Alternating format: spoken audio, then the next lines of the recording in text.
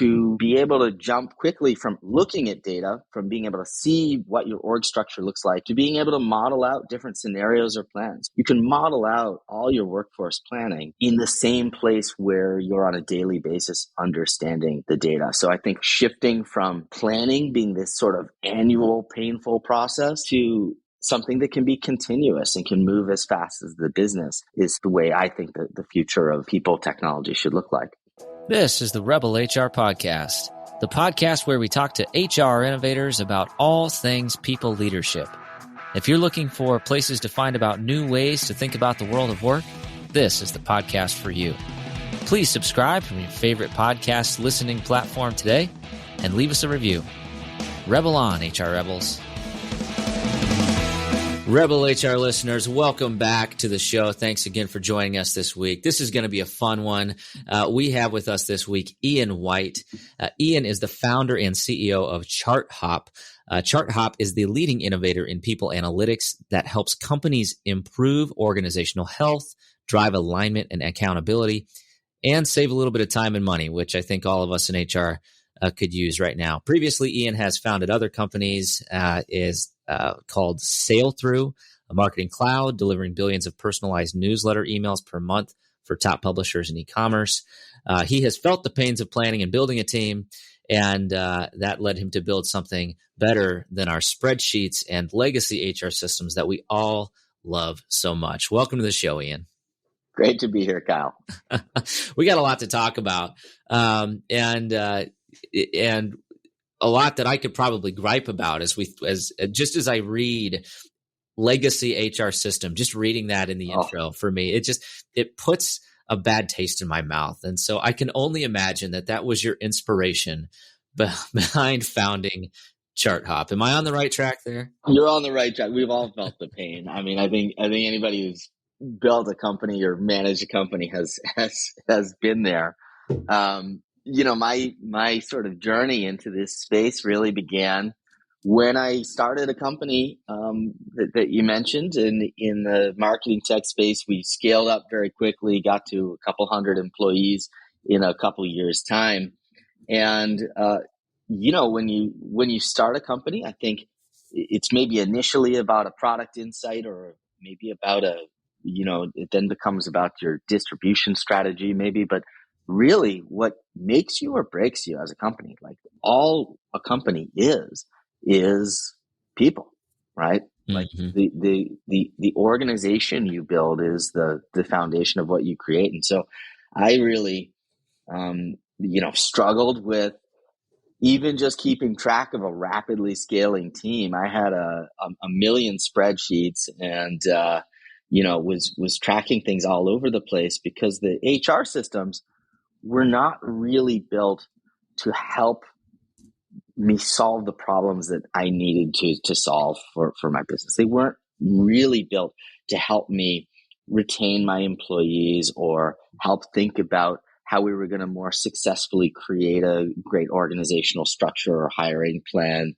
or how we were going to make sure we had the right people and the right skills for the right roles, or how we were going to build a great culture and a culture of inclusion and a culture where everyone feels that they belong and matter. Like HR software, wasn't going to help with any of that. It was going to help maybe at most with storing some data and helping me fill out some forms.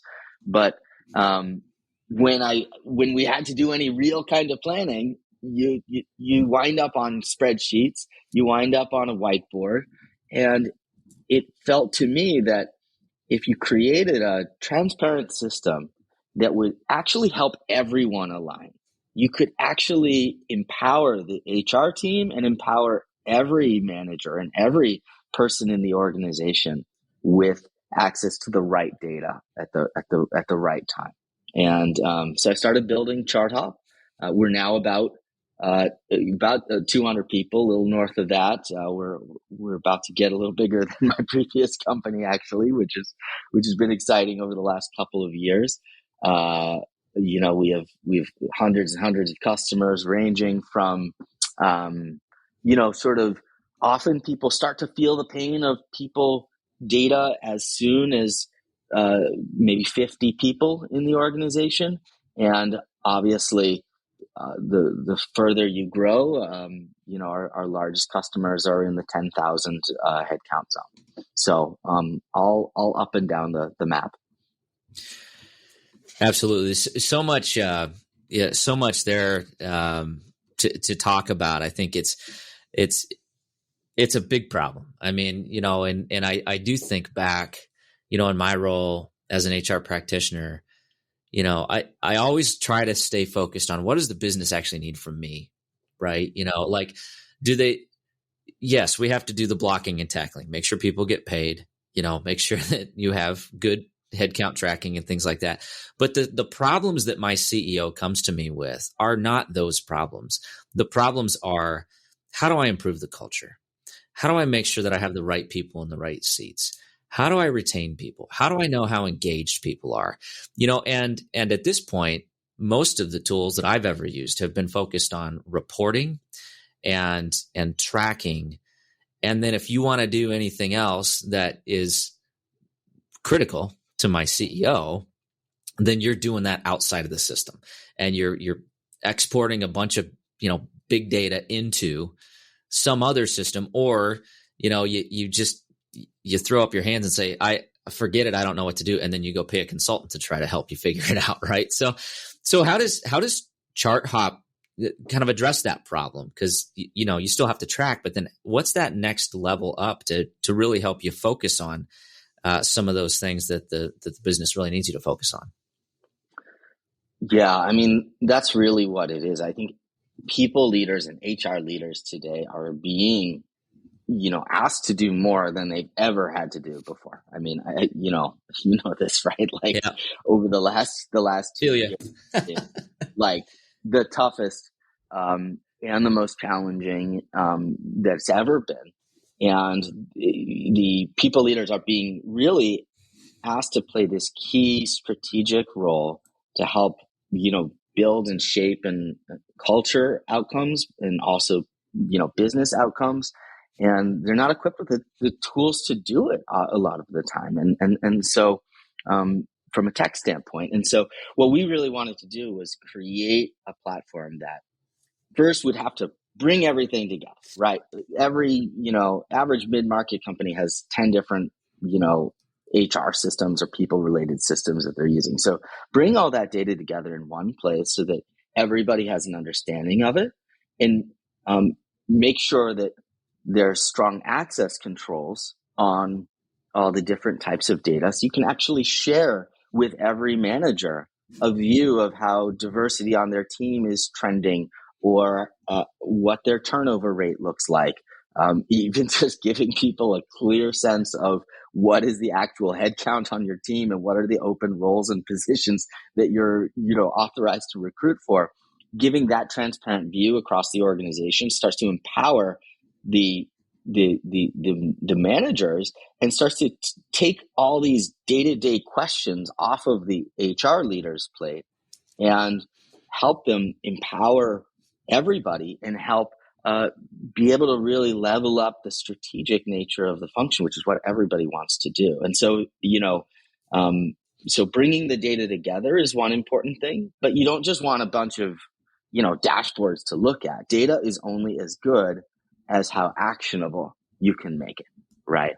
So you want to have the ability, I think, to be able to jump quickly from looking at data, from being able to see, what your org structure looks like, to being able to model out different scenarios or plans. You can, jump into ChartHop and say, hey, you know what, I need to hire 5 more sales reps, and that's going to leave too many people reporting to a manager. And so I'm going to need a sales manager. Maybe there's someone who has the right skills to move into that position.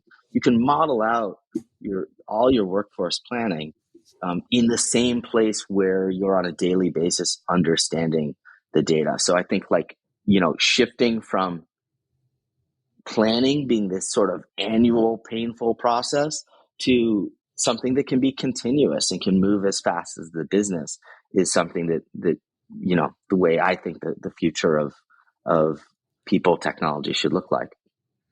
I love that. And, the term you used earlier, which I thought was so appropriate, was, real planning, right? Like, Yeah. like it's one thing to have a bunch of pretty dashboards and spreadsheets, and you're like, yeah, I feel really good that we've got this nice, beautiful turnover spreadsheet and this pretty pie charts and stuff. But if you spent, 30 hours of your week putting together this beautiful dashboard, and you only have like 2 hours left to figure out, okay, what the hell do I do with this information? You're probably not great time spent there. Right. So, I just think it's so important to make that pivot from look at all this big data that we have to now, what does this actually mean? And I actually think that's one of the risks that we have in HR is any system can give you data and reports, and you can go in and you can finagle them however you want. And in many cases, you can make them look however you'd like them to look, depending on how you slice and dice. I think the biggest risk is then, how do you leverage that? How do you actually do the real work that you are needed to do in your organization? Yeah, no, that's right. And I think, we're in a world where we have, there's so much data that it's being able to make sense and take action on data that is, the real value. Like data alone is worthless, right? It's what do you do with it? How do you understand it? And I think it starts like people are always sort of saying, hey, how do I start? Like, where do I begin? Right? Like my data is a mess. Like what can I do? Like, I don't know how many people leaders I speak to who actually don't know off, like, immediately what their current headcount is, right? Because, they're growing or scaling or things are changing so fast. And so making pulling your data together is very important, and making sense of what can sometimes be, especially like in the last couple of years, companies are hiring remote workers. There might be folks split between different payroll systems or different sources of truth. Being able to pull it all together and visualize it is, I think, the important step one, and making it very easy. You don't want to spend a ton of time pulling together information. You want that to be at your fingertips. And I think you can start really with some basic metrics that make sense for your organization, right? Obviously you want to understand something like attrition rate or turnover rate, being able to, assess where your top talent or top performers are around the organization, and using, engagement surveys and getting that data in so that you understand if there's some, turnover is a backwards looking metric, right? What you want to do is really get ahead of it. And so understanding if there are parts of your organization that aren't engaged, and on a compensation lens, understanding if there are parts of your organization that might be undercompensated, or might not have the best retention incentives in terms of equity grants or other incentives to make sure you're retaining your top talent, especially with as quickly as sort of the market is moving in this last year. So, starting with kind of a few pillars of thinking about retention, thinking about diversity, equity, inclusion, compensation, engagement, performance. Those can be some basic lenses to just get in front of you, but also get in front of all the managers in the organization. Like every manager should have a clear window into their team, and that takes the ownership off of, like, it's not just an HR responsibility to prevent turnover, right? Like HR can't do that, right? Like HR can only provide the resources to help managers succeed, because people they're not leaving because of HR. They're leaving because of managers or compensation or their motivation in the role. So, really empowering yourself and your organization with data is how I think is the place to start. Absolutely. I think so much great content there, and some things to call out. So first of all, thank you for letting us off the hook a little bit. Like turnover is not just an HR thing, right? If anything, we are like the last line of defense when somebody quits. And really the only way that we can really impact turnover, in my opinion, unless it's specifically on our team, is make sure you have the right comp and benefit strategies in place, the right policies, the right like ecosystem for a good employee experience, and make sure you have great leaders in the right seats. And you do those two things, like you said, like start somewhere. Like if you're trying to figure out where to start there. Because I think probably, the over under is probably 90% of your challenge is probably right there. And that's really easy to say on a podcast, but a lot harder to do in the real world. But I think, some of the things that were really interesting, and I think warrant digging into a little bit. You called out turnover as a backward looking metric, and that's something that we don't talk about enough. We all complain about turnover, and it's hard, and retention is hard, and the Great Resignation, and everybody's kind of throwing their hands up. But if all you do is look at your turnover, it's lagging. That's right. The people that leave, they've probably already made the decision to leave a month or two ago. Easily. Yeah. And if not before. So where's the leading indicator, right? It's like, and that's why I look at things like exit interviews versus like a stay interview. One is reactive, one is proactive. And if you're still reactively responding to turnover, you're missing an entire piece of data that's really critical and pretty important. Employee engagement, measurements, some sort of survey, some 360 feedback that gives you, actionable information. By the time you do an exit interview, it's just too darn late, and I think that's a great example of like, that's really not real planning. That's reactive response. That's right. Right. So I think that's a great call out. And then, and I did laugh, if you asked me today, what is your hour by hour head count? I'd be like, give me a minute. Yeah, exactly. Because it's like, I don't have that dashboard. Like, I don't have like that speedometer saying this is where you're at. This is where this is where you are today. This is where you are left yesterday. It's always backward looking, and it's always kind of like, well, how many positions do we have open? Well, where's that one? Where's this one? Where's that one? So does chart hop? Does it kind of tie it all together? I guess I'm curious to understand a little bit more about the mechanism here. How do you link everything? It does. So, where we really start is we'll plug into usually the payroll system or HRIS or multiple such systems, the applicant tracking system to get a picture of sort of the open roles, things like the equity management system like Carta or E-Trade.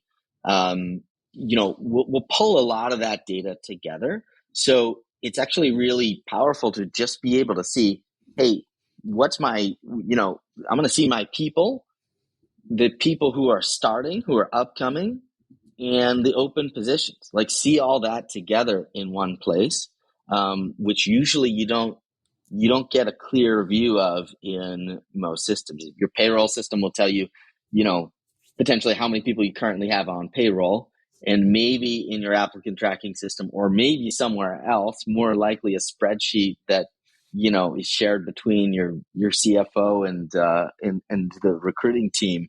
You've got some list of what the approved open roles and headcount are. But we actually pull it together, so we visualize everything in one place. And so if I wanted to, answer at this exact moment, I just go into ChartHop and we've got 190 people, 15 people starting.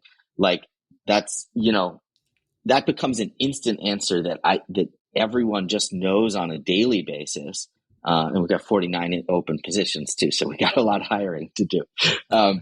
But that becomes something that is just trivial to know the answer to. And you just know every day. And because that's not hard data to know.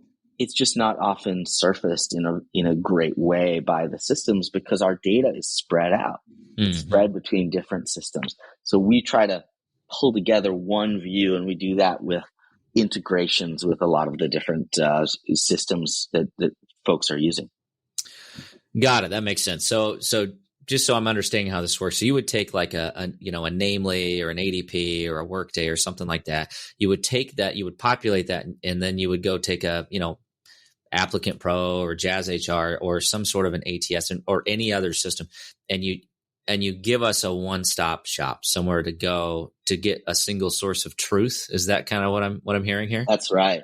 And Got it becomes super visual. So we have lots of visualizations. You can see your whole org laid out as an org chart, and you can actually superimpose data on that org chart, right? You can say, hey, I want to visualize my employees by what their satisfaction level is on their most recent, one-on-one check-in, and actually sort of visually see if there are hot spots in your organization that are, struggling for one reason or another. Or you can superimpose, something like comp or quota attainment for reps, or, any kind of metric on this visual. You can also jump into like a map and just see, visually for your newly remote organization, like literally, where is everybody? And so what we really try to do is just make one place to visualize and understand everything in your organization. And because we're really set up with strong access controls that don't share data with people who aren't supposed to see, something like compensation or things like that, you can actually share ChartHop with every single person in your organization. And it starts to become sort of the shared like virtual office space for a distributed organization, because everybody, your whole org is there. And you can, if I'm a, new employee right out of school joining, I can quickly navigate around and understand like where, what's the structure of the organization? What are the open positions we're hiring for? What's the history? I can actually go back and forth on a timeline slider and see how things are changing over time. That gives people, especially if you imagine joining a new organization, remote, perhaps, just to give you a little bit of a sense of belonging of the company you've joined is very powerful. To really be able to see where you fit into the larger organization you're part of. Very cool. It's fascinating that you mentioned that, because this is a problem that we're trying to solve right now. So my organization, for those that aren't aware, we're a global manufacturing organization. We're spread out 11 different countries, 26 locations. Mm-hmm. A lot of them are small. And a lot of them have disparate systems, so some of our regions have good systems, some have Excel spreadsheets. And one of the things we're trying to figure out is, how do we collaborate?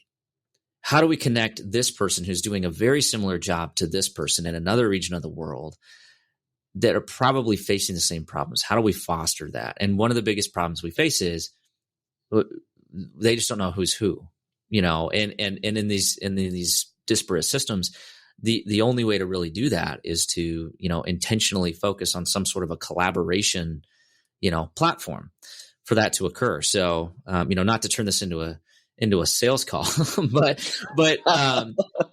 help me understand how you foster, that the connection between coworkers. How does this work?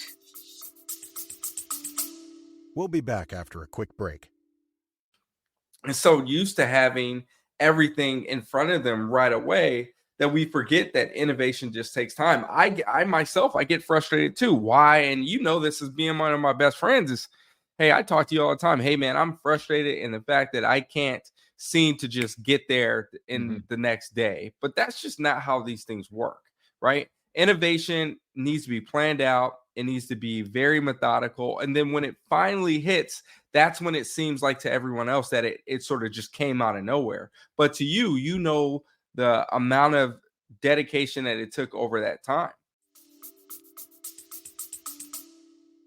So there's a lot of things, right? One thing is we have, and this is all configurable, right? Different companies can approach this in different ways, but you can have someone on their onboarding not just fill out their I-9 and their, sign up for health insurance, but you can have a fill out and about me, right?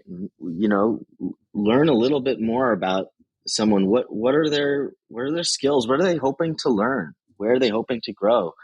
We like to ask a question, what's your superpower? What's the one thing you're best at? And what's something that would surprise other people about me? And so we actually have, and this is, you can set up ChartHop to ask those questions on someone's first day. It shows up on their profile so people can kind of browse and learn more about their coworkers. And we actually have it wired up to post automatically to a Slack channel, an About Me channel, as soon as someone fills out that form. And so people, emoji react to something that people will have shared about them. And you start to build this sense of virtual connection, even if people aren't in the same room together. And so there's a lot of things like that we try to set up. We also have it set up so when we make a new hire, the person that automatically goes to a Slack channel from ChartHop with the role and the position. You can click through and see exactly where that person is on the org chart, and people celebrate, right? Like, people are usually excited to see someone's joining. And so again, like, if you think, if you're all in the same office, maybe you see the new person come in and their manager walks them to the desk and introduces them to everybody.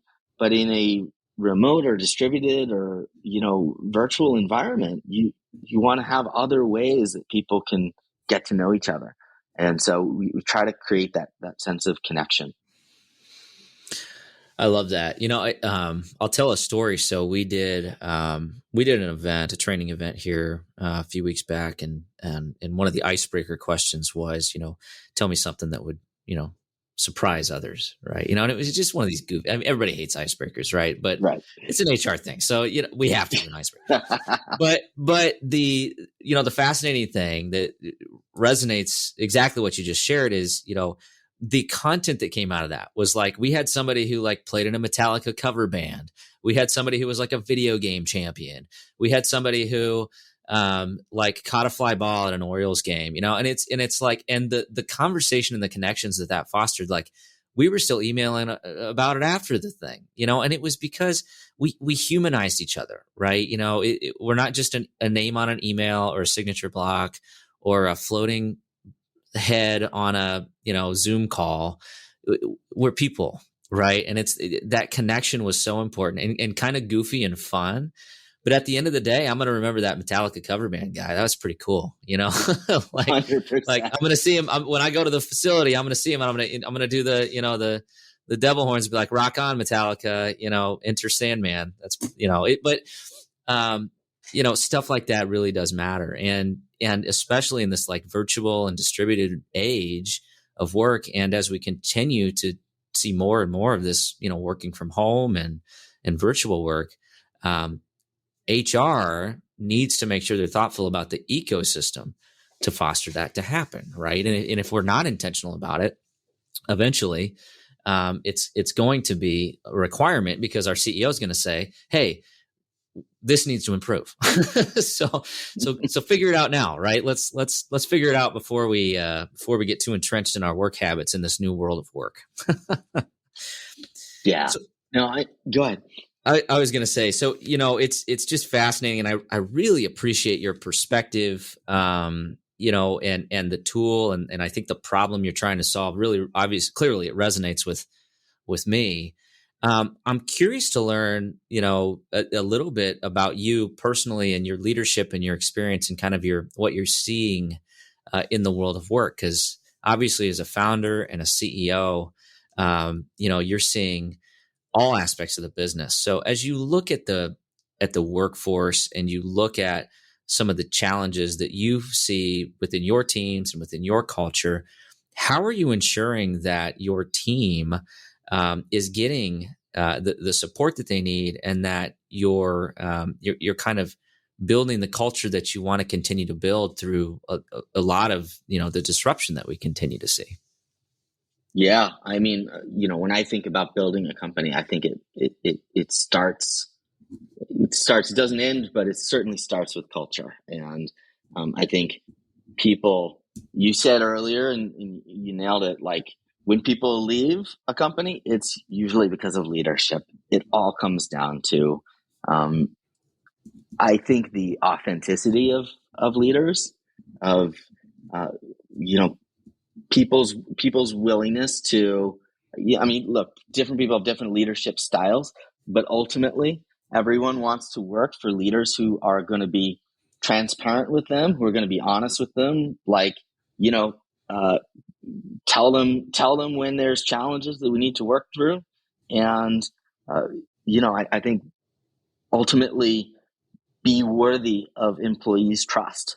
And I think that's something every leader needs to be thinking about, especially in a world where employees, great talent has options. There's always great companies that people can join, and I think people are really looking for their leaders to bring transparency to where the challenges of the company are. So I the way I've approached things, first built a leadership team that I think we all really have a diversity of styles and perspectives and experiences, but really together as team one, as a really transparent, trusting team. And I think that alignment, I've seen some companies with executive teams that weren't super aligned.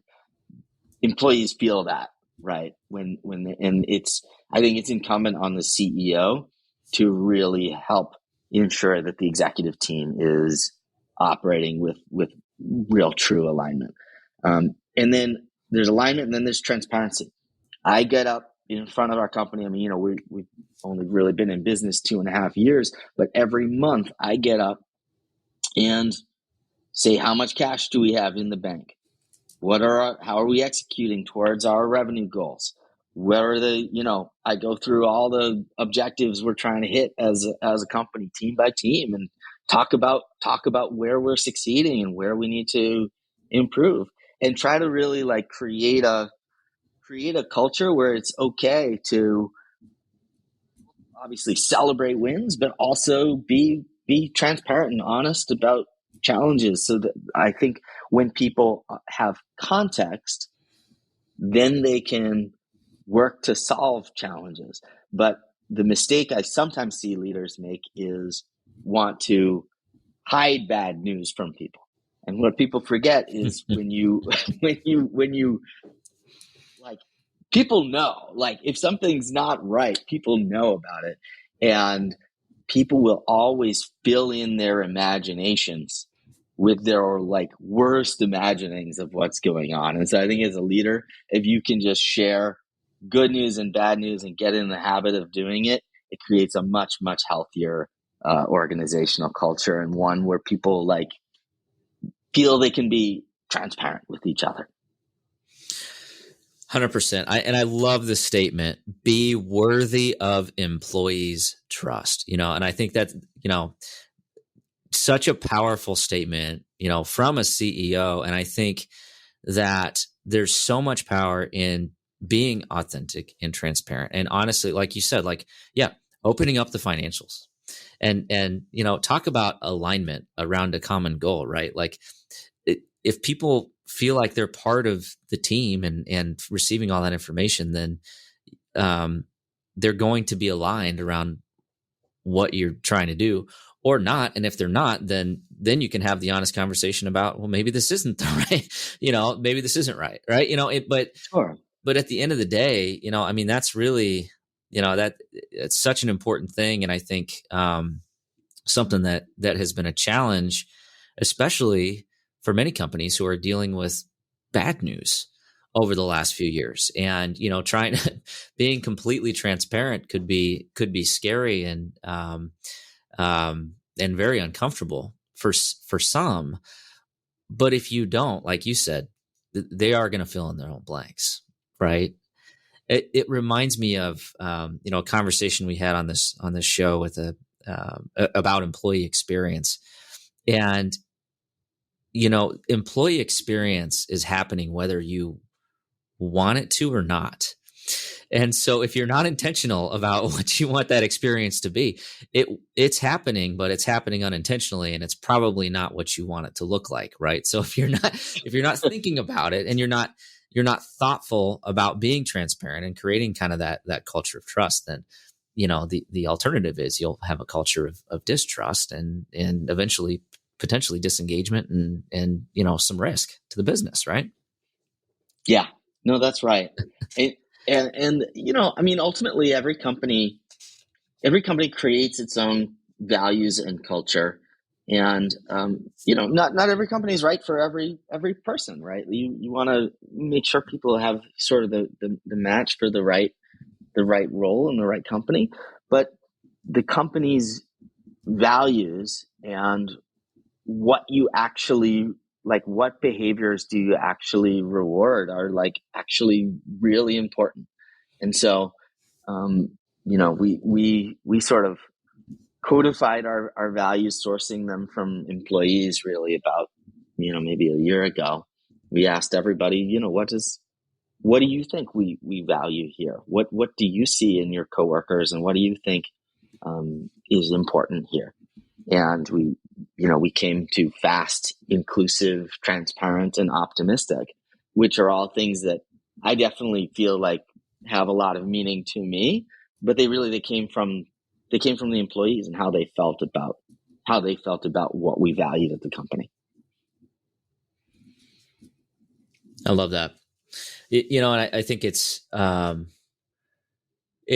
such an interesting conversation. And,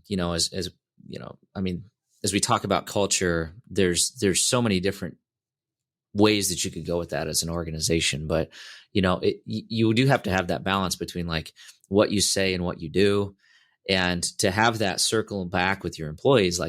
What do you think we value? Right. There's your feedback. Right. So, and if that's incongruent with what you're telling them that you care about, it might be time to do some soul searching. Right.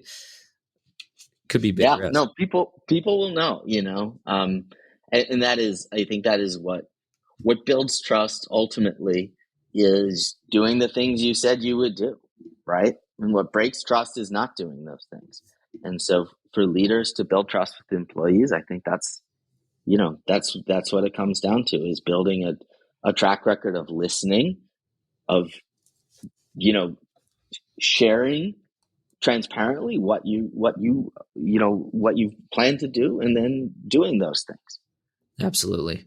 And to bring this full circle, one of the aspects of listening is making sure you're reviewing the right data points and doing like what you said at the beginning, doing the real planning, right? And not cherry picking that data to feel good about, our turnover rate's up, but in this department, it doesn't look too bad. And then 2 months later, 3 people quit, and you're like, well, now it looks bad, but this department doesn't. You have to be honest with it. And that is a form of listening, in my opinion. So I appreciate what you're doing with Chart Hop. It's a cool platform. We're going to have the information in the show notes. Check it out. If you want to go, take a look at the website, you can see it's, I got into HR, because I didn't want to be in Excel spreadsheets all day long. And it's I love a pretty picture. And if you show me a map and I can click on a map, I'm sold. So but a very, very good looking system, good user interface. Check it out. With that being said, Ian, thank you again for being so gracious with your time today. I do want to shift gears and go into the Rebel HR Flash Round. So you ready? All right, let's do it. All right. We've got a new question that we're pitching to our guests. So first question, where does HR need to rebel? I think HR needs to think about the way they share data in a new way. Empower people with data and don't lock it all down. In HR, we are often very cautious, appropriately, because we're handling a lot of some of the most sensitive data, but if you put the right information in the hands of your people and your managers, then you can empower them to do their best work. I love that. We're having that debate as we speak, as we look at things like inflation and some of these macro trends. Something as simple as, hey, candidates are asking for pay ranges to be posted on job descriptions. Well, what's the ripple effect of that, right? There's all these questions that we have to think about and answer as an organization. But no, I think that's powerful. Yeah, great. I mean, we've done that from day one. We've put the pay ranges on the job postings, and I mean, there's certainly times it can lead to ultimately healthy conversation, but we haven't had any challenges with recruiting because of it. It's ultimately helped us push everyone to make sure that we're paying in a fair, transparent way across the organization. Yeah. Well, that's probably a whole nother podcast. We don't have to. That's a whole nother podcast. All right, here we go. Question number 2. Who should we be listening to? I think we should be listening to our employees. I think they often know, sometimes before senior leadership knows, what is happening with an organization and its culture. So I think really listening to employees, taking it sometimes with a grain of salt. It's important to, understand perspectives and where people are coming from, but listening to a diversity of perspectives from many people around the organization will give you the pulse of where you are and where you need to go. I love that. And I, one thing we haven't touched on that I think is maybe something to call out for all my fellow HR peers out there is, listen, for some of us, data is like a foreign language, a foreign concept, right? But many of us are interested in psychology and biases and things like that. And one of those critical biases that we all face is what you see is all there is. So if you don't have robust data to confront that bias intentionally and that bias within all of your leadership team, you are missing a big piece of that picture.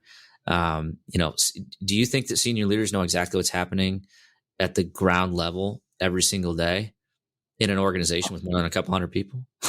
100% not. No, definitely not. No, you're the last to know, right? And it's like, and you're the one that's supposed to come up with the strategy.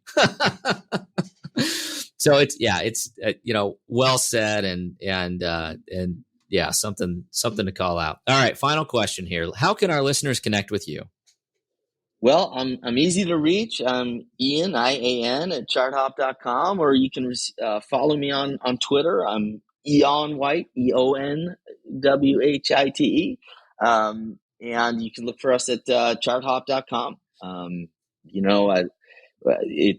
We've been remote these last couple of years, but I recently went to HR Transform, and it was great to see people in person. So definitely always game to connect electronically, but love to meet up with customers and folks in the industry in person as we get back to a hopefully post-COVID world.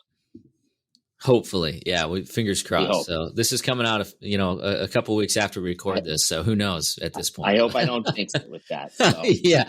Well, at this point, we're just living with it. So, but yeah, we will have all that information in the show notes. So open up your podcast player, click in there.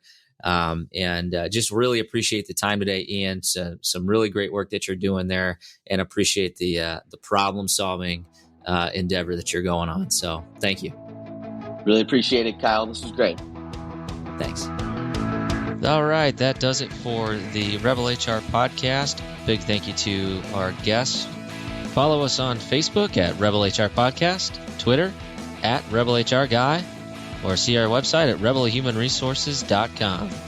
The views and opinions expressed by Rebel HR Podcast are those of the authors and do not necessarily reflect the official policy or position of any of the organizations that we represent. No animals were harmed during the filming of this podcast. Baby.